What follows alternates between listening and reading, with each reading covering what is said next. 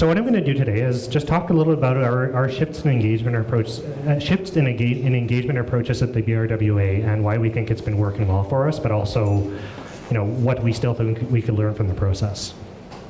So very simply, I will, first of all, adjust my mic here.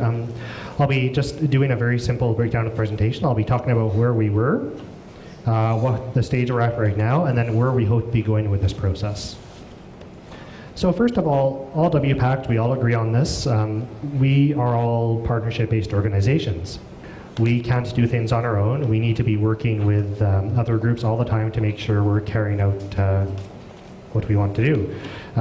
So what I have up here is just a small collection of some of the partners that we've worked with in some capacity over the last few years. This, once again, this isn't a complete collection, but all of these partners in some way have either worked with us financially or shared project works or something with shared goals. And without the contributions of any of these partners, we wouldn't be able to be where we were today. So this is also a key direction under Water for Life. We need to be constantly working on improving our partnerships and making sure that they remain steady. Why do we reach out? What's the whole point of outreach in the context of a WPAC? We have three kind of general goals of our engagement strategies, and these goals haven't changed. They're still really valid to what we do. So number one is information sharing. We need to know what's out there. If we want to develop strongly vetted state of the watershed reports, we need to have access to data. We also need to know what data is missing, and we need to know who we can get that missing data from. So it's really important to talk with stakeholders to make sure that information is flowing back and forth. We also want to be sharing it. We have all that information, great. What do we want to do with it? We want to bring it out to the community, bring it out to stakeholders, and make sure that everyone knows what's going on. Stewardship is a very community-led process. So this is kind of a funny message I have there in the third bullet down. How do we make people fall in love with the watershed? This is a really important point that we've kind of come back to time and time again. The first step to really taking action, to caring about your area, is loving it. You have to really take pride in where you live, and I'll talk about why that's a very big challenge for us. And then informed watershed management decision making. Once again, much like state of the watershed reporting, management planning relies on good input from stakeholders and partners. We can come up with all of these recommendations we think are just fantastic for the watershed. But if we don't already have these recommendations vetted and reviewed by stakeholders, you have a nice plan sitting, gathering dust on somebody's shelf somewhere. So you need to make sure that when you're reaching out and planning, that partners are fully engaged in that process. So what I'm going to be talking about today is not the management planning process that we're going through, but how we hope to be getting more people to the table to really achieve a strong plan.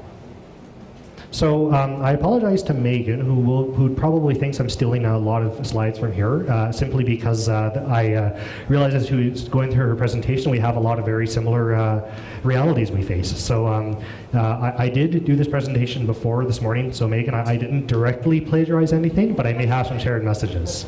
So our realities, we are a rural watershed. We have a fairly small population, about 40,000 people minus a shadow population.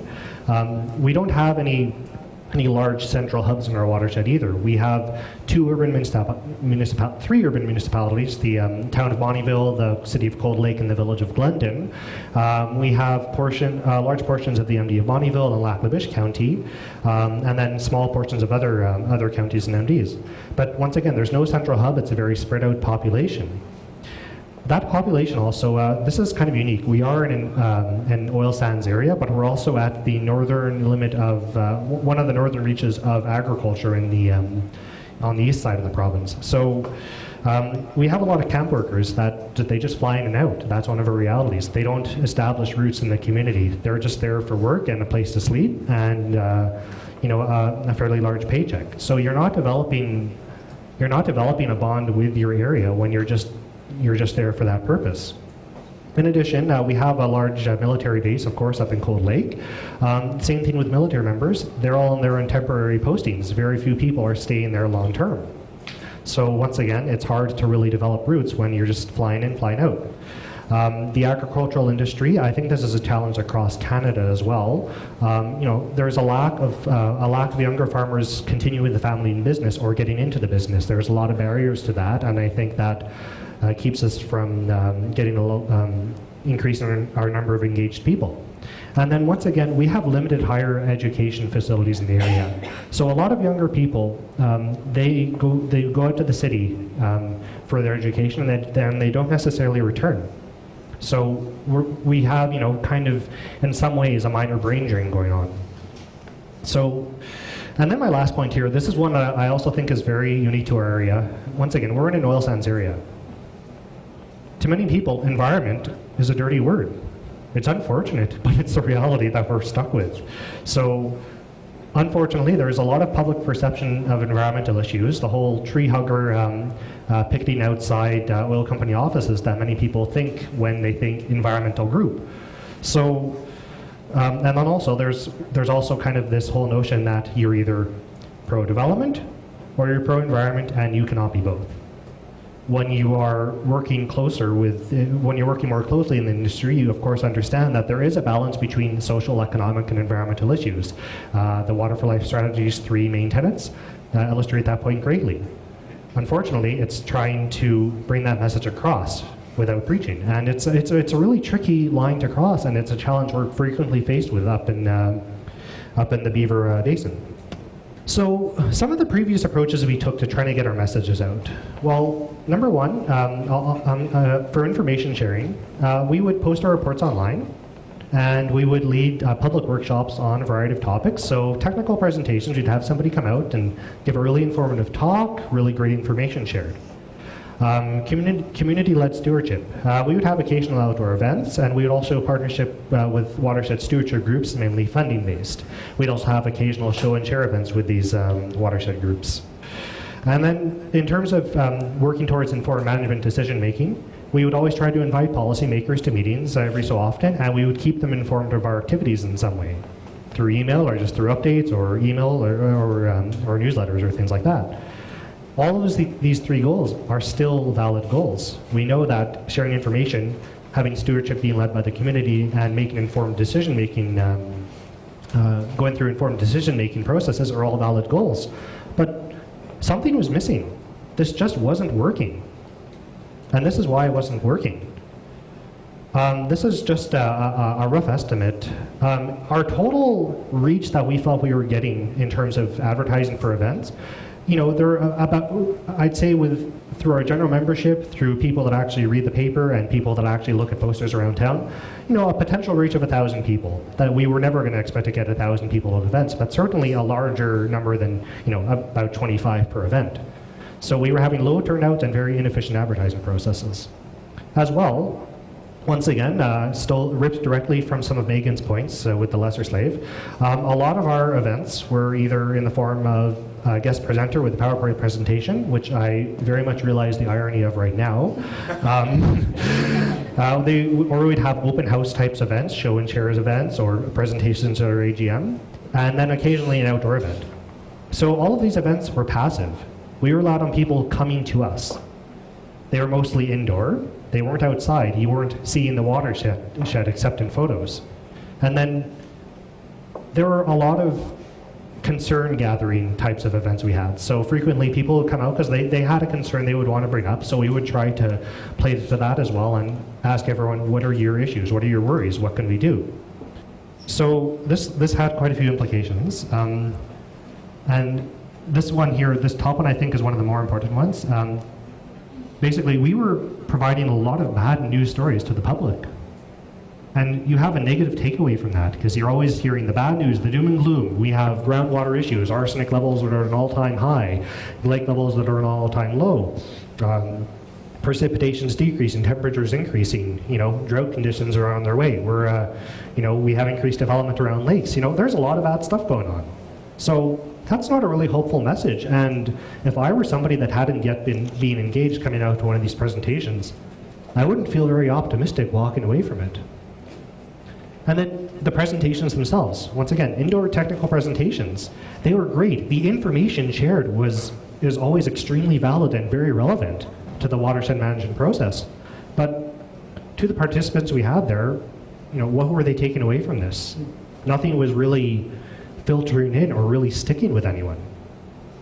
And then once again, open house events. We had they were very reliant on people filtering in, just passively coming to see us. We were hoping they would come and see what we were doing, because some groups can do that. Some organizations that are world-renowned, like Microsoft, Apple, the North Saskatchewan Watershed Alliance, they know they can get people out to their events because they have a really good name in the community. For us, that's something you have to build first before you have people coming to you. We need to be flipping that around and going out to people more so. And then our reach, the reach that we had of all these events, the people that we have coming out, was pretty much the same people from the public every time, which is great. We know we had that core dedicated audience, but the problem is they would come out to anything we were doing, and we weren't really expanding our reach. So we were giving the same audience the same ineffective tools over and over again, so we weren't really getting anywhere with that. And then finally, this is what I think the most important implication is, if you don't have engaged stakeholders, if they don't care about where they live, and if they don't have a positive outlook on what they can do, there's no drive to improve the health of the watershed. So it feels like we're doing everything ourselves and nobody else is working with us to achieve these goals.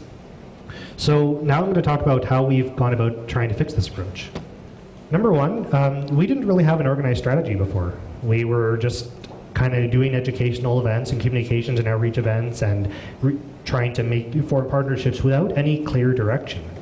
We had overall organizational strategic plans and operational plans, but no dedicated communications and education plan. We knew we needed to reach out to new audiences. Once again, we have this small but dedicated audience that'll come out to anything, which is great. We want to hold on to that audience. But how do we grow that audience? How do we reach out to those apathetic masses that don't really have a stake in what we're doing? And then we realized that we have to look at kind of the soft approach to things as well. In terms of information, in terms of data, we have a great wealth of information about the watershed and we know why it's important. But that hits only the logical portion of your brain. We need to also tap into people's emotions. We need to make people care about the watershed, fall in love with it. So what we wanted to do was try to work on some of these issues. So the first thing was developing strategy. We participated at the Alberta Council for Environmental Education's leadership clinic last year, and our outcome was actually a proper strategic communications plan. Not in the picture, that was one of our team building exercises, which a few of us here were involved with and we all know and love. But we did come up with this plan, and we really kind of tried to focus our educational efforts on these goals. So we broke it up into 5 categories: youth-based initiatives, informative, more kind of technical initiatives, experiential or outdoor types of events, celebratory events, so some things that didn't really have didn't have any take-home messages, just come out and enjoy yourself, and then a focus on expanding our media presence. So they're all metric-based, so we all have clear indicators of how well we're doing, and we review it annually. In terms of finding new audiences, once again, we were sharing all of this valuable, relevant information at workshops, but what was going on with that? There wasn't a whole lot of follow-through. So I apologize for the formatting here. My font changed on this computer. But once again, we had that core audience already dedicated, and we had a lot of events like this, a half-empty community hall with the same people there. Once again, that we want to hold on to these people, but how do we get new people that aren't there? So one audience we've been really working on reaching out to is families and youth. As Megan had mentioned before too, talking to the kids, getting them to come home with messages about the environment, that hopefully engages the parents a little more. So our education outreach coordinator, Alicia, has developed a very, very strong classroom education program over the past year and a half, which involves delivering curriculum-based programs to schools. So that's really increased our reach in the community. We've also purchased and you've been using a lot more hands-on tools for environmental education, a watershed model, a pelts and furs kit, various other things. And we're trying to work with partners to hold a lot more outdoor events. One of our good partnerships is with the Young Naturalists Club, the St. Paul, the Lakeland chapter. The photo down there is from a snowshoe hike held last February.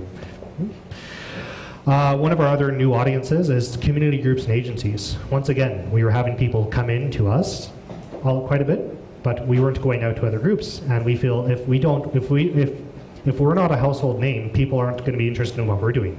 We need to take those steps to go out to other groups' meetings, just talk, not always spread a message. Talk about just information about the watershed and spread positive stewardship messages. So we've been out, at meetings with Alberta Parks, with Beaver River Fish and Game. I've done a few presentations with the Atco Electric. We've reached out once again, worked with the schools, with the ESRD, just going to meetings, just learning about what other groups are doing, and also just sharing what we do and why we think it's great. So you have to do that before you start talking about, okay, now let's talk about concerns and what we can do to fix them. And I finally like to emphasize this is an active approach as opposed to a passive filtering in approach. And then our online presence. This is something that we've really been trying to redevelop. People in our area, and once again, this is aside from that core audience we already had, people do in fact use the internet. And I think that's something that a lot of people within the organization weren't really kind of going for a few times. A lot of people on our board, they not huge fans of this whole email thing, and that's understandable. Different generation, different priorities. But a lot of the people that we weren't reaching out to were probably more focused online. So we had our website redeveloped to be much more interactive. It also gives us a way to allow technical stakeholders that would actually want to work with us on that basis to easily access information, download it, and spread it around. Once again, our education coordinator maintains very active Facebook, Twitter, and Instagram feeds, which are updated daily and are very good approaches to spreading information along. And then we're working on moving towards an e-newsletter right now as well to try to really engage that online audience. So it's been paying off so far. I'll talk about that in a couple of slides. And then our third big goal was emotional connections, getting people to fall in love with the watershed. Sounds corny, but it works. So what we're planning now is a lot of celebratory events that are fun. They're just fun events where you get out, you do a hike, you learn about how to take photos of birds or trees a little more. We were looking at some sort of yoga in the watershed event to reach into those audiences we're missing. So there's a lot of innovative approaches you can take, but you have to think outside the box to try to get these people out enjoying the outdoors. And we also try to share a lot of good news stories, and this is where social media comes into play. So we talk a lot about all the bad news stories and issues, but we share all of these cool things happening all over the world on our social media, and hopefully try to start conversations that way. So where we're hoping to go with all this, number one is our growth of media presence. So I have a graph here. It's kind of our overall increase in Facebook page likes since we started tracking how many we had, and it's been steadily going up. We're getting more and more reach via social media, and eventually that does translate into more engaged citizens. We have a much stronger presence with the local papers as well. That's one of our write-ups from when we hosted the summit last year in Cold Lake. Now, as opposed to telling the papers about what we're doing, sometimes now we have the local papers calling us up and just asking, hey, do you guys have anything coming up? Is anything we could come cover? So we have this really good relationship with our local papers that we're trying to continually develop, and that's paid off as well.